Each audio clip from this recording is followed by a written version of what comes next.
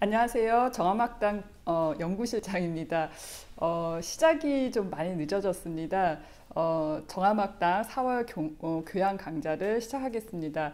많이 기다리셨을 텐데 저희가 진행상에 약간 문제가 있어가지고 시작을 30분 늦게 시작하게 되었습니다. 많이 기다리시게 해서 대단히 죄송합니다. 자, 오늘은 서울대학교 인문학연구원에 계신 안재원 교수님을 모시고 역병과 정치, 아테네 팬데믹을 중심으로라는 주제로 진행을 하려고 합니다. 자, 작년과 올해를 가로지르면서 저희가 지구촌 전체에 코로나19라는 그런 어려운 시간을 보내고 있습니다. 기원전 430년경 그리스 아테네에서도 펠로폰네소스 전쟁 말미에 거대한 역병이 퍼져 있었고, 아시다시피 많은 사람들이 그때 많은 죽음, 많은 희생이 되었습니다. 오늘 안재원 선생님께서는 투케이데스를 비롯해서 에우리피데스, 소포클레스, 그리고 플라톤에 이르기까지 여러 고전에 나타난 고대 그리스에서 겪었던 역병의 과정을 함께 안내해 주시면서 특히 역병과 정치의 관점에서 내용을 안내해 주시려고 합니다. 안재원 선생님께서는 서울대 언어학과와 서양 고전학과에서 석사 학위를 마치시고 독일 괴팅엔 대학에서 알렉산드로스 누메니우를 제가 급하게 급하게 지금 시작을 해가지고 좀 숨이 차네요. 죄송합니다. 알렉산드로스 누메니우 연구로 박사학위를 받으셨고요. 뭐 키케로의 수사학이랄지, 그리고 수에토니우스의 로마의 문법 박자, 원천으로 가는 길 등 굉장히 많은 저역서를 내주셨습니다. 오늘 특별히 역병과 정치라는 이 주제를 가지고 오늘 고전을 함께 살펴보는 그런 기회를 갖도록 하겠습니다. 좋은 시간 보내시길 바랍니다. 선생님, 강의 부탁드리겠습니다. 예, 안녕하세요. 이렇게 하면 되죠? 예, 인사드리겠습니다. 안재원입니다. 많은 분들이 오셨는데, 일단 좀 늦게 시작하게 되어서 여러 사정이 좀 있었습니다. 그래서 좀 죄송하게 생각하고요. 오늘 발표는 이제 작년에 실은 이제 코로나 팬데믹이 이제 발발하면서 전 세계 창궐 하면서 한국연구재단에서 전 세계의 전 역사, 인류 역사에서 나타난 코로나 관련된 이 공부 모임을 좀 해서 좀 발표를 해달라. 그래서 거기 어떻게 의원이 참여하게 돼서 정리하게 되었는데, 그게 이제 글로 좀 묶여져서 책이 하나 나왔습니다. 아테네 팬데믹이라는 그 책을 한경자 실장님께서 좀 발표를 한번 해주셨으면 어떻겠나 해서, 여기까지 서게 된 데는 이런 인연이, 배경이 좀 있다는 것을 말씀드리고 논의를 하도록 하겠습니다. 아무래도 이제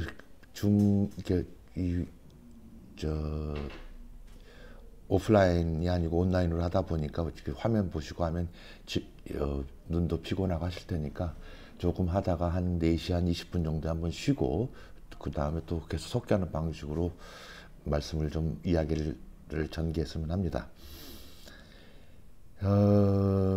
기원전 430년째 아테네에서 창궐한 역병은 이제 투키디데스 다 읽어보셨을 테니까 뭐 자세한 얘기들은 좀 나중에 설명해 드리기로 하고, 일단 기본적으로 제 생각에는 두 속성을 가지고 있습니다. 하나는 역병이 자연질병이고, 또 하나는 이게 사회질병입니다.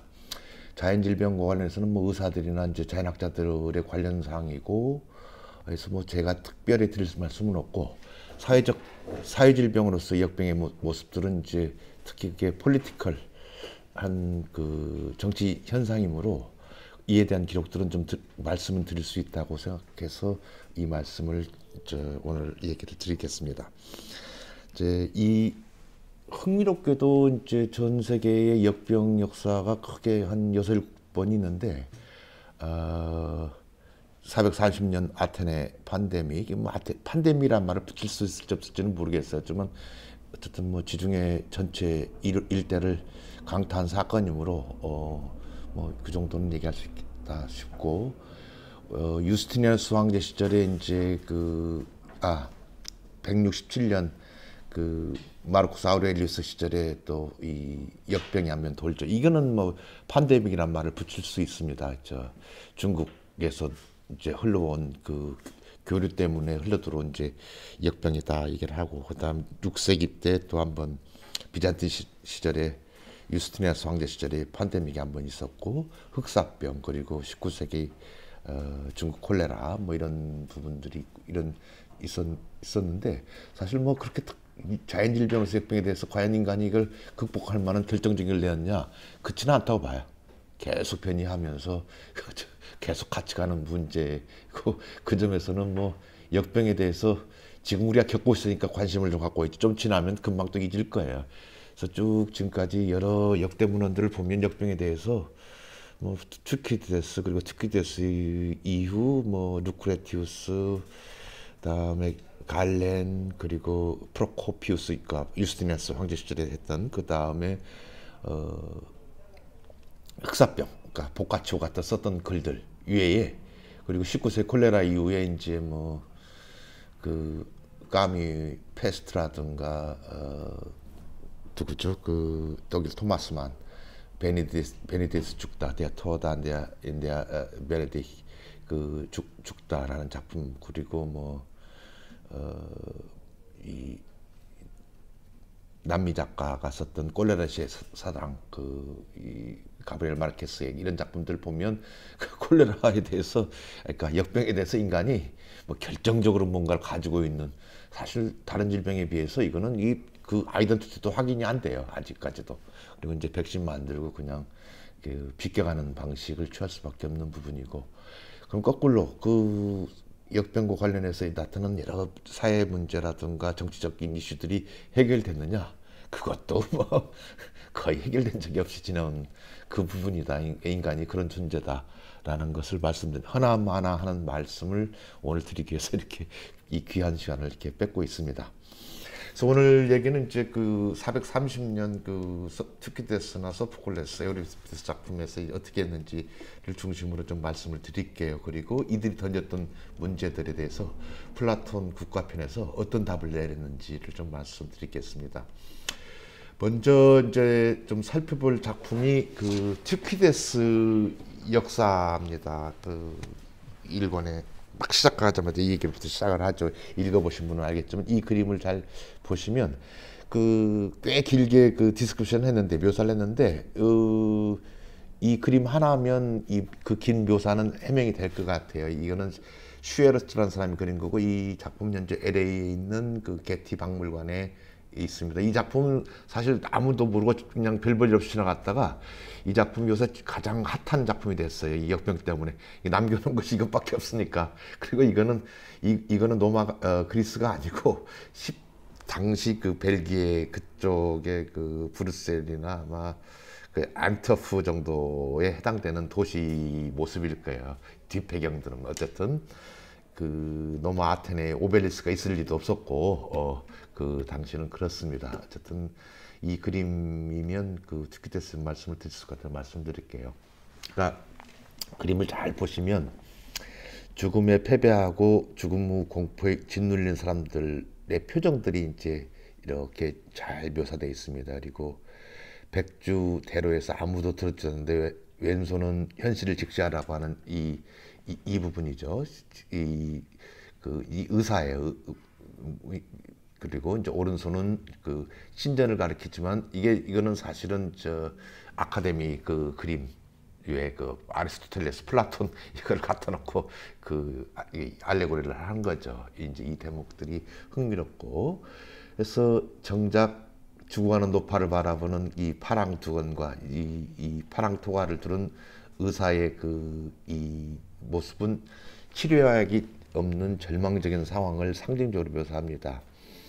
그 옆에 이제 가장 건강하게 묘사된 젊은 처녀, 그러니까 이 처녀, 이제 윗가슴을 드러내고 있는 처녀, 생산을 상징하는 이 처녀는 가장 젊은 모습으로 나타나요. 다른 사람은 다 좀비 형식으로 나타나지만 이 처녀는 이제 그 상황 파악이 어려운 듯 어리둥절해서 손가락으로 옷깃과 치마만 이렇게 잡아당기는 이제 그 살고 싶어하는 욕구가 이렇게 이제 표현되고 있는, 무너진 신전 기둥은 그래봤자 아무 소용도 없다는 것을 또 보여주기도 합니다. 이렇게 신전 기둥들이 이제 무너지고 이렇게 이제 이 기둥들이 이렇게 무너져 있습니다. 이 얘기는 이제 굉장히 재밌는 그림인데, 코를 가리고 있는 젊은 뇌와 아무것도 모른 채 엄마를 찾는 어린아이가 옆에서 절망에 짓눌려 낙심한 할머니의 모습과 함께 대조적으로 이제 보입니다.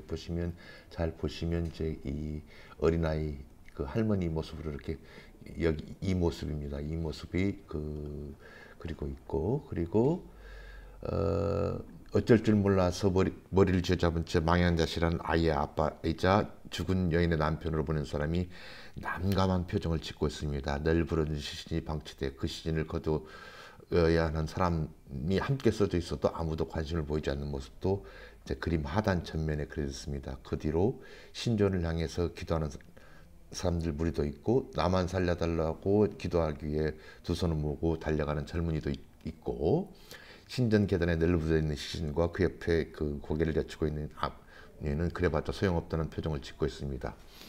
권위를 가지고 질서와 조화를 지켜주겠던 중앙 관청은 텅 빈 채로 비어 있고, 권력의 그 상징인 그 오벨리스크 탑도 서 있습니다. 이 오벨리스크 탑 때문에 이 그림이 결정적으로 이게 아테네 그림이 아니에요. 노마를 흉내내고 있죠. 그리고 16, 17세기에 그 절대왕권 승리면서 이 유럽에서 유행 중에 하나가 이 권력의 상징 오벨리스크를 광장에 세우는 게 이래요.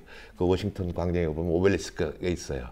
그래서 오벨리스크가 아주 권력의 상징으로 이렇게 보여주는 이게 전형적인 그 17세기 그림이에요. 이게 그러면서 이제 이 슈베르츠가 이 투키디데스 이 그림을 이제 보고 이렇게 그려냈던 그림인데, 이 시기가 또 투키디데스를 한참 읽을 때예요. 이 시기가. 그리고 이제 이 대목을 이제 보여주는 대목입니다. 아무도 그 근처에 가려고 하지 않고, 아무도 그들의 말에 기울을 기울이지 않습니다. 이제 그 관청 주변 오벨리스크 근처에 있는 정치인들이 서로 등을 돌려 싸우고 있는 모습에, 오히려 그들의 마음을 사로잡은 것은 역병이 불어넣은 공포와 불안을 이용하려는 음모를 꾸미는 정치 세력들의 말입니다. 화단 상단에 위치하면서 그림의 절반을 차지하고 있는 텅 빈 건물은 사실은 그 사라져버린 국가의 알레고리. 건물은 살아있고 있지만 이 그림 전체에 텅 빈 공간이 더 중요해요. 국가가 없어요. 이게는 다 무너져 버리고 텅텅 비어버리는 국가의 알레고리를 이제 보여주는 작품입니다. 그래서 이 사람들은 치료제를 달라고 국가로 달려가지도 않고, 국가도 딱히 해결책도 없고, 의사 본인도 갈팡질팡이고, 머리도 손도 제각각이고, 신도 가족도 아무런 힘이 되지 못합니다. 이 모습은 투키디데스가 한 말이에요. 작품에서, 역사에서. 역병의 창궐로 국가조선에서는 질서와 정의를 바라잡아주는 법률도 붕괴하고, 법률을 정당화시켜주고 안정을 유지했던 종교마저도 무너져 버렸다고 기록을 하고 있습니다. 또한 개인 차원에서는 도덕과 윤리가 달아난 자리에 죽음의 공포와 그 공포를 잊게해주는 망각을 도와주는 쾌락에 사로잡힌 아테네 사람들, 이 모습들을 그대로 묘사하고 투키디데스가 작품에서 묘사를 합니다. 투키디데스는 역병의 급습과 확산으로 재난 상태에 있는 아테네에 대한 관찰을 사실은 스파르타 군대 침공이 마라톤 전투에서 진 투키디데스 연설 바로 뒤에다 배치를 합니다. 이건 굉장히 투키디데스가 의도적으로 한 배치입니다. 이 배치에 눈길이 가는 이유는 이제 오늘 키워드 중에 하나인 보이는 적과 상대할 때의 그 리더십과 역병이라고 하는 보이지 않는 적과 상대할 때 리더십의 상태. 그렇지만 투키디데스는 이 보이지 않는 적과 상대할 때는 어떤 해결책을 준 건 아니에요. 어쨌든 이렇습니다.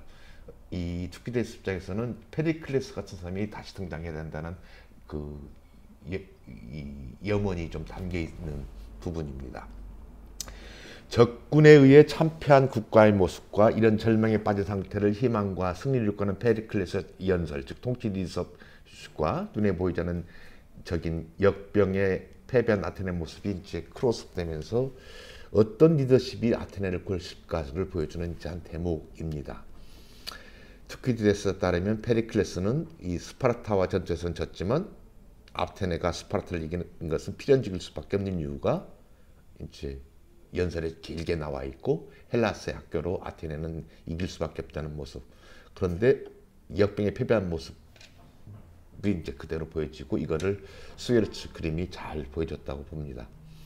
통치 리더십의 있음과 없음이 여기서 드러나고 그래도 페리클레스 시에게는 전쟁에서 져서도 법이 살아 있었고 이 관용과 포용의 정신이 작동하고 있고 명예를 중시하고 자율성과 자발성이 통한 공동체가 굳건한 모습을 보여줬습니다. 그런데 역병 시기에는 아테네를 아테네로 만들어준 법에 대한 경외심과 자유와 관용과 명예를 존중하는 정신은 아무리 찾아볼 수도 없다. 이제 이 묘사는 사실은 뭐 치료책이 없으니까 뭐 다른 말은 못하죠. 하지만 역병이 전쟁보다 더 심각한 재난이었음을 보여줍니다. 전쟁이라는 위기가 국가에 찾아오면 공동체 단계를 통해서 극복할 수 있지만 역병이라는 재난이 국가에 찾아오면 특히 개인의 생존을 직접적으로 공격하는 거니까 전쟁은 공동체의 그 생존을 위협하는 거지만 역병은 개인의 생존까지 더 위협한다는 점에서 심각한 사태라는 것. 즉 국가를 유지해 주었던 문명 기제들이 아무런 소용과 효력이 없었음. 의사도 가족도 신전도 병자에게 아무런 도움을 줄 수 없었다는 것. 역병으로 말미암아 문명 해체라는 극단적인 상황에 처한 아테네 재난 사태에 대한 특히 관찰은 문명 사태 관점에서 여러 가지를 생각할 수 있는, 특히 우리가 지금 이걸 겪고 있어서 작년에 선거 때 보면 미국 선거라든가 이탈리아라든가 뭐 공동묘지들 막 CNN 뉴스 보고 하면 얼마나 처참했는지 지금도 마찬가지고 뭐 그 현상을 우리가 똑같이 겪었어요. 그리고 우리도 똑같은 사태들을 겪었어요. 그래서 우리는 상대적으로 좀 잘했다 해가지고 붙은 그 유행어가 있어요. 뭐 K 방역, 뭐 K 학술, 뭐 K 뭐 무슨 김치, 그게 다 이제 그런 모습 중에 하나입니다. 소위 말세의 모습, 문명이 해체되는 모습을 살펴볼 수도 있다 하는 생각이 듭니다. 가족에 대한 생각도 국가 공동체에 대한 생각도 신에 대한 신전에 대한 생각도 근본적으로 바뀝니다. 이 관점을 놓고 보면 굉장히 종교적이었던 경건했던 국가 그리스 문명이 4세기에 얼마나 심각하게 공격을 받았는지 이 부분은 뭐 아리스토파네스 코메디아를 보면 여실히 드러납니다. 이 사태 이런 전환 속에는 소위 데콘스트럭션, 해체 과정이 심각하게 이루어졌다는 과정을 우리가 지적하지 않을 수 없다는 겁니다. 더 이상 그것들은 생명을 지켜주는 기제도 아니고 죽음을 막아주는 장치도 아닙니다. 요즘 같은 분위기에서 한국도 똑같이 겪고요. 교회욕 함부로 했다가는 난리 나요. 그런데 요즘 대놓고 교회욕을 해요. 저것들 때문에 우리 다 죽게 생겼다고. 이런 과정들, 소위 절대적 권위를 가지고 있던 것들이 다 무너져가는 이제 이런 전환들이 이제 이 시절도 있었다. 어쨌든 어느 시기가 돼서 역병은 물러났습니다. 관찰과 기록과 역병의 창궐과 진행 과정에 대한 관찰은 남겼지만 퇴치와 극복에 대한 어떤 기록도 남기지 않고 이걸로 끝납니다. 투키데스 같은 인물이 좀 나와야 된다 정도로 하고 끝납니다. 역병이 휩쓸고 지나간 다음에 관찰되는 일상 모습과 이 아테네 시민들의 마음 상태, 즉 이른바 포스트 팬데믹 시대에 대한 양상은 그렇지만 이 투키데스 작품의 6권까지의 핵심 포인트라는 것을 좀 말씀드리고 싶습니다. 소위 역경, 요즘 사람들 입에 회자되는 경제 코로나. 한국에서는 경제 코로나가 은근히 많이 눌려 있어요. 방역 문제 때문에. 그러니까 지금 또 난리예요. 지금 이번 시장 선거 때도 난리고 해서 또 서울 방역 해가지고 노래방 풀어준다 하는 게 다 이런 얘기들이에요. 그건 실제로 생존을 위협받기 때문에 심각한 사태들이에요. 그리고 이 어려운 부분이 있지만 한국에서는 이제 경제 코로나 부분은 그래도 크게 부각되지 않은 상태로 넘어가고 그것들이 전혀 다른 데서 뇌관이 터져버렸어요. 부동산 사태로. 그래가지고 이렇게 가는 부분이지만 연결은 돼 있어요 다. 어쨌든 튜키디더스 이 얘기를 합니다. 역병과 함께 항상 기근이 찾아온다.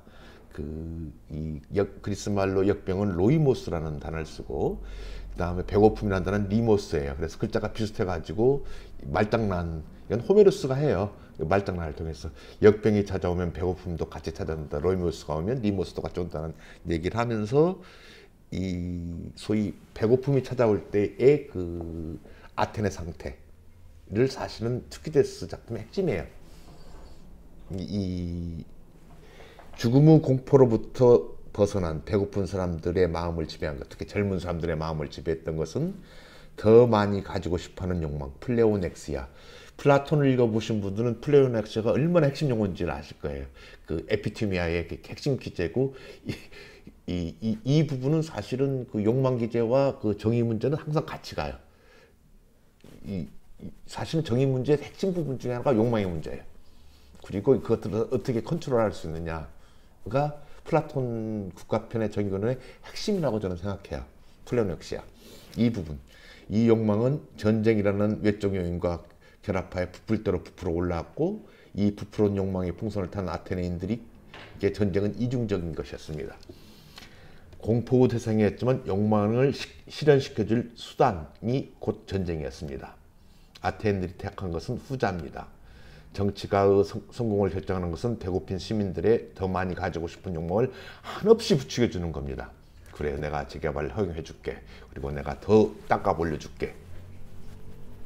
나를 따르라. 부자 되게 해준다. 이 대박 경제학. 실적으로 그걸 겪었으면서 똑같은 일이 똑같이 벌어져요. 이거는 어쩔 수 없는 문제예요. 정치가의 성공을 결정하는 것은 배고픈 시민들의 더 많이 갖고 싶은 욕망을 충족시켜주는 것, 부추기는 것입니다. 이 욕망을 자극하면 자극할수록 권력도 함께 커집니다. 이렇게 욕망과 권력에 대한 관계에 대한 통찰이 펠레폰네소스 전쟁사입니다. 전쟁도 함께 역병도 오지만 역병이 찾아오면 전쟁도 함께 찾아옵니다. 기근과 배고픔의 고통에 시달린 사람들의 욕망을 저주기 위해서 국가 차원의 약탈은 필수적입니다.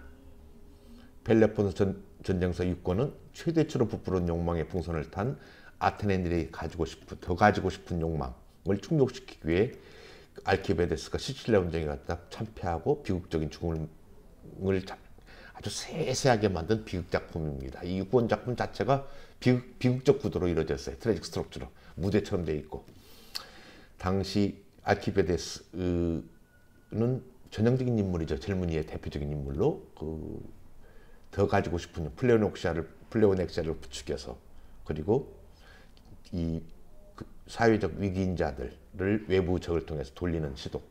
이에서 이제 아테네가 404년에 이제 작살나는 역사 그겁니다. 그때 이런 약탈과 이 원정을 통한 것은 외적인 해소로만 해결되지도 않고 어쨌든 이렇게 끝났어요. 이렇게 끝나고 아이고 죄송합니다. 반가운 친구 얼굴이 보여서 이 소위 전쟁이 가져다준 재난 스트레스, 사실 이 부분 때문에 저희가 한국연구단에서 이거를 쓰게 된 건데, 어쨌든 사람들이 모여 살고 눌려 살고 그러면 이 해소하고 정화시켜줄 장치가 필요합니다. 극단적인 상태에 살면. 누구더라? 베트남 전쟁 때 나오는 님은 멀고서라는 영화가 있어요. 그것도 그런 케이스 중에 하나예요. 군인들에게 남편 찾아가는 얘기들도 다. 어쨌든 해서 해소하고 정화시켜줄 장치가 필요하고 그게 극장인데, 이게 아테네 팬데믹 지나고 난 바로 전쟁 시기에 극장을 만들어줍니다. 방황하는 욕망과 치밀어 오는 분노, 그 다음에 죽어가는 사람 연민, 자기도 죽을지 모른다는 공포. 이게 이 연민과 공포를 개인적 차원에서만 접근할 수도 있지만 실은 이런 재난 상태에 있을 때는 누구나 갖게 되는 퍼블릭 이모션으로서 나타나는 문제입니다. 이것들을 해소시켜주는 장치는 필연적입니다. 때로는 위로하고 때로는 웃게 해주는 이런 씻어주는 감정의 정화 장치가 희극이고 비극이고, 아리스토텔레스가 시약에서 비극을 공포와 연민을 정화시켜 주는 것이라고 부르는 것, 그리고 전쟁과 역병에 질리는 사람 마음을 치료해 주는 정화장치라고 불렸던 것, 이게 바로 카타르시스입니다. 이게 국가 정치학에서도 이런 얘기를 했던 건 우연은 아니고 한 개인의 작품을 읽고 뭐 하는 건 그야말로 프로이드식 해석이라고 생각돼요. 얼마든지 그렇게 할 수 있어요. 그래서 공포 영화 보면 끝까지 봐야 해소되잖아요. 처음부터 안 보거나 그런 걸 해소시켜 주는 게 아니고 이 국가 통치 차원에서는 이거는 필수적인 과정이에요. 그래서 이 중국에서도 이 공자도 그러니까 항상 강조했던 게 결국 예약을 어떻게 관리하느냐가 이 통치 차원에서 가장 중요하고 이게 컬처고 이게 시빌라이제이션이에요. 시오리어로만 있는 것이 아니라. 그래서 이런 정화 장치는 기본적으로 이제 가장 중요한 거고, 저는 아리스토텔레스가 카타르시스를 말한 것도 이 부분에서 생각해요. 어쨌든 그 419년 18년에 그 디오니소스 극장과 그 아스클레피오스 신전도 같이 세우는 것도 우연은 아닙니다. 같은 시기에. 그래서 하나는 자연질병으로서 역병에 대한 대처를 하는 위한 것이고, 하나는 사회질병으로서 역병이 만들어놓은 국민 공포와 연민, 그 다음과 불안과 불만을 해소시키는 치료 공간, 정화시키는 공간이 필요했다는 것. 그래서 시민들로 하여금 좀 느슨하게 해주고 있게 해주고 해주는 이 감정의 정화를 해줄 수 있는 이 과정을 통해서 이 시민들의 그 정치 교육도 같이 이 제공함으로써 아테네 사회성숙을 위한 교육공간으로 이제 활용되었다는 점은 분명합니다. 이게 이제 당시 문명사적으로 아테네가 이런 사건들이 있었다는 것. 즉 이런 종류 사건들이 실은 이제 곧바로 증명할 수 있는 것은 곧바로 그 당대 그 비극 희극 작품에도 그대로 반영됩니다. 역병에 대한 기술들. 대표적인 작품이 소포클레스 오이디푸스고, 소포클레스 입장을 조금 비틀어 본 에우리피데스의 미친 헤라클레스들입니다. 그리고 이제 이런 얘기 드는데 그 얘기를 바로 넘어가겠습니다. 티란노스 오이디푸스입니다. 역병에 대해서 이 객관적인 관찰 그리고 국가사적인 관찰에서 그 아테네 시민들을 관찰했던 투키디스는 달리 소포클레스는 역병의 원인을 정치에 찾고 그 해결책도 정치에 찾았습니다. 이 문학은 어쩔 수 없이 사회질병으로서 역병을 다룰 수밖에 없어요. 우리가 그 백신 나 언제 봤나 이것만 따지고 있지 지금도 무슨 뭐 코로나의 원인이 뭐고 뭐 단백질 뭐가 RNA 이거 뭐가 붙고 이 말 못해요.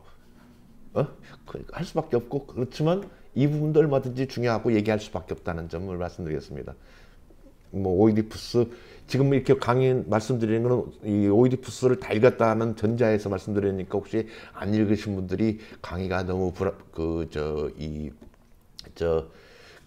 성의 없다 뭐 이렇게 생각하실 수 있을 텐데 죄송합니다. 읽은 것을 전제로 해서 말씀을 드릴게요. 치료책도 작품 처음 시작할 때도 그냥 정치적인 카타르시스였어요. 그 시작할 때 뭐라고 시작하느냐, 역병의 원인이 뭐냐, 미아스마다.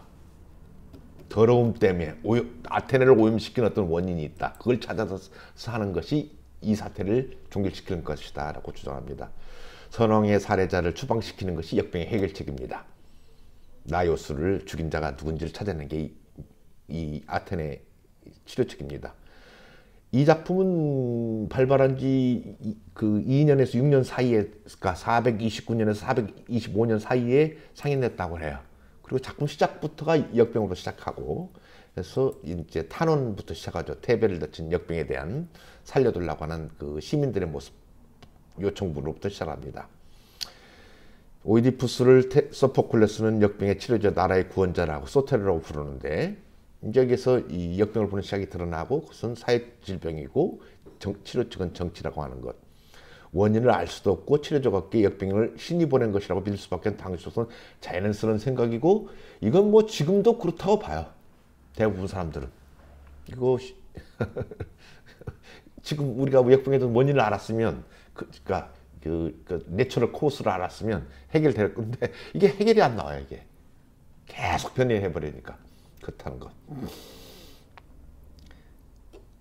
이 원인의 제거가 치료라는 보는 것은 의술 입장에서 보면 상식적인로 통용될 수 있는 생각이지만, 뭐 정치적인 해결에서 흔히 이제 목도되는 현상 중에 하나입니다. 이런 생각으로 서양 고대는 물론 지금도 늘 하는 것 중에 하나가 이렇게 하는 이 치료 측이 사실은 스케이프고트입니다. 희생양자도. 뭐 느네 지라르가 이런 얘기도 했지만 어느 때가 되면 안 되면 누군가를 희생시켜서 대속을 시켜요. 그리고 이제 넘어가고 하는 재난을 원인으로 지목된 역병이 발생하게 된 공동체가 오염되었을 때 주범을 찾아서 공동체 밖으로 엑스코무니카치오, 엑셀 추방시키거나 사회 밖으로 희생시킴으로써 이제 하는데 주로 이제 이렇게 희생되는 게 이제 신체적인 약자 혹은 소외되고 배제된 사람들 사회적으로 이런 사람들을 많이 희생시키죠. 그래서 전형적으로 이제 역병 사태와 규모 심각성에 따라서 이제 하늘에 있는 신들의 분노로 내린 것을 보아서 이제 이런 걸 대표적으로 볼 수 있는 작품이 일리아스부터 그렇게 시작하죠. 그래서 원인이 뭐냐 할 때 아폴론의 사제를 돌려줘라. 아가멤논 네가 잘못했다. 이렇게 이제 지목을 하는 거죠. 그래서 이 인간과 신들의 세계와 인간의 세계를 매개한 통치자가 잘못을 했다고 여기고 사태의 원인과 책임을 통치자에게 돌리고 그 희생양을 공동체 밖으로 쫓아내는 것, 희생용으로 삼아서 그게 아이스피러스 아가멤논 작품입니다. 전쟁에 대한 책임은 져야 돼요. 그리고 이거는 우리 광대의 선생님 논문도 썼죠. 그리고 또 한 작품이 오이디푸스 작품에 대한 추방되거나 희생되는 사례들입니다. 흥미로운 거는 이제 소포클레스 시각입니다. 오이디푸스는 통치자로서 성실성과 진실성을 그대로 보여준 작품입니다. 시민을 살리는 통치자 의무를 다하게 최선을 다한 통치자입니다. 밤에 보면 나 잠도 못 잤다고 얘기를 합니다. 잠도 못 자고 눈이 빨개서 나와서 이제 그게 그렇게 상연되죠. 이 성실성이 돋보인 대목이기도 하고 그리고 또 자신이 찾는 그 범인이 자신임을 실토하는 장면에서 아주 여느 통치자와는 전혀 다른 모습이 이제 드라마의 절정이라는 것. 나라를 더럽힌 미아스마의 원인으로 그 자신을 자백하고 수사하는 자가 동시에 수사받는 자임이 밝혀지는 것. 자신이 내는 명령에 따라 추방되어 마땅한 진범이 곧 나라의 오염덩어리가 자신임을 오늘에 드러나는 그 순간 한순간 망설임도 없이 자신의 눈을 어머니 가슴에서 본 부르짖로 찌릅니다. 자신을 알아보지 못한 자신의 눈을. 돌보는 이가 아무것도 없는 추방의 떠나고 그래서 테베를 떠납니다. 오이디푸스는 추방된 것이 아니라 사실은 스스로 추방의 길을 선택한 것. 온 나라를 더럽힌 오염의 원인이 바로 자신이었다는 것. 작품 도입부에서 자신은 이 얘기를 합니다. 여기 포인트는 이겁니다. 그 범인을 추방하겠다는 명령을 내렸고, 그러니까 법치를 강조하는 거죠. 그리고 그 칙령에 따라서 추방기를 내린다는 것. 이건 굉장히 중요한 대목 중 하나입니다. 아테네의 그 통치 구조에서 얼마든지 마니플레이션, 조작할 수 있음에도 불구하고 그 칙령을 따른다는 것이 중요한 부분 중에 하나입니다. 극장의 무대에 약속을 지키며 법률을 주선한 통치자 오이디푸스 모습은 당시 아테네를 이끌었던 데마고고스들, 통치자들과는 다르고 이 점에서 통렬한 비판이었다. 오이디푸스는 이 점에서 더 이상 오염덩어리도 아니고 아버지를 죽인 존속살해범도 아닙니다. 자신이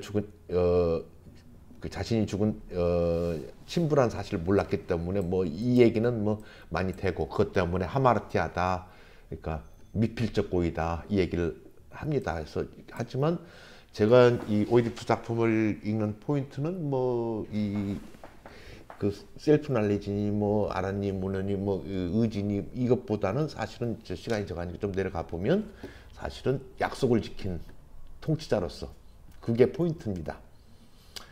이 점에서 이 소포클레스는 오이디푸스를 이 죄인으로 취급을 않고 오이디푸스 콜로노스쯤 가면 성인으로 상승시킵니다. 가는 곳마다 이름만 들어도 몸서리를 쳤고 아무도 선뜻 받아들이지 않는 오이디푸스. 그런데 작품 3부작 끝쪽으로 가면 오이디푸스는 이제 이 세인트가 됩니다. 그리고 실제로 서로 오이디푸스를 모셔가려고 하는 크레온도 그렇고 아테네의 이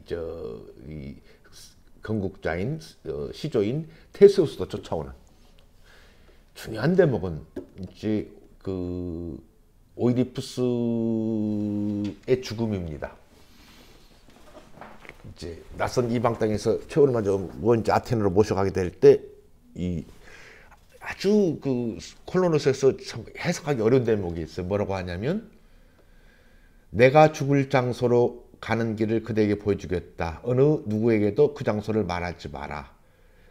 그곳에 가면 너 스스로가 테세우스 알게 될 것이다. 어느 누구도 내 자식들도 그것을 말할 수 없다. 자기가 죽은 장소를 말하지 말.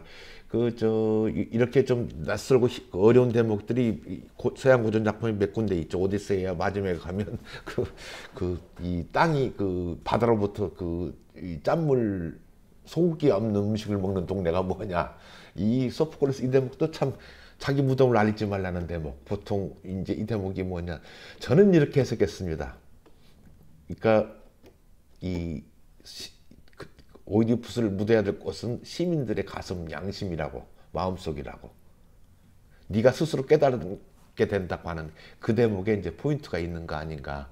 그렇습니다. 어떤 사람은 오이디푸스를 영웅으로 만들어준 게 그의 경건함, 그리고 용기, 지혜, 혹은 성격, 혹은 신들의 아테네식으로 해석하려고 했던 거 이런 얘기를 하지만 어쨌든 이 오이디푸스를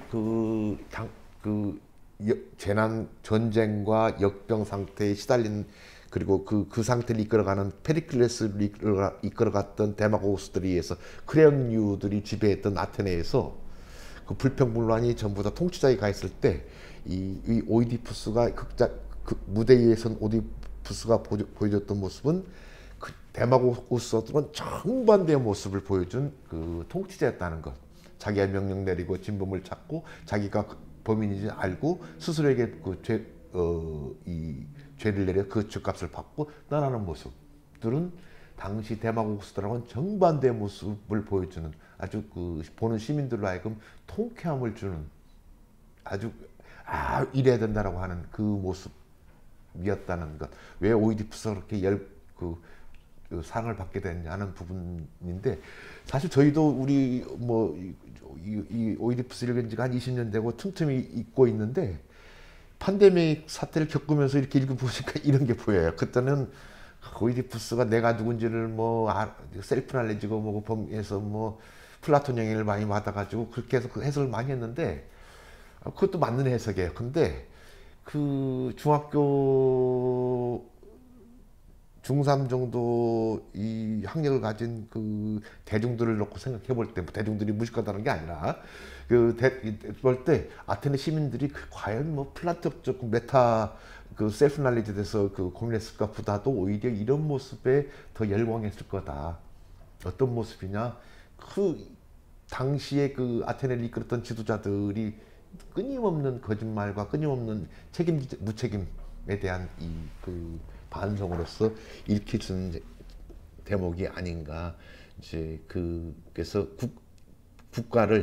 국가의 뿌리를 진실로 삼았다는, 알레테로 삼았다고 하는 점, 테세우스가 네 스스로 깨달을 거라고 하는 것, 그 점이 오이디푸스, 그러니까 역병과 이런 전쟁 상태에 갈망했던, 그리고 오이디푸스 작품이 1등이 되었던 이유가 아니었을까. 이제 지금 또 사랑받는 이유가 아니었을까 이 생각입니다. 그 대목인데 일단 오이디푸스 얘기가 좀 끝났으니까 잠깐 한 10분 쉬었다가 또 에우리피데스 얘기를 좀 해드릴게요. 예, 감사합니다.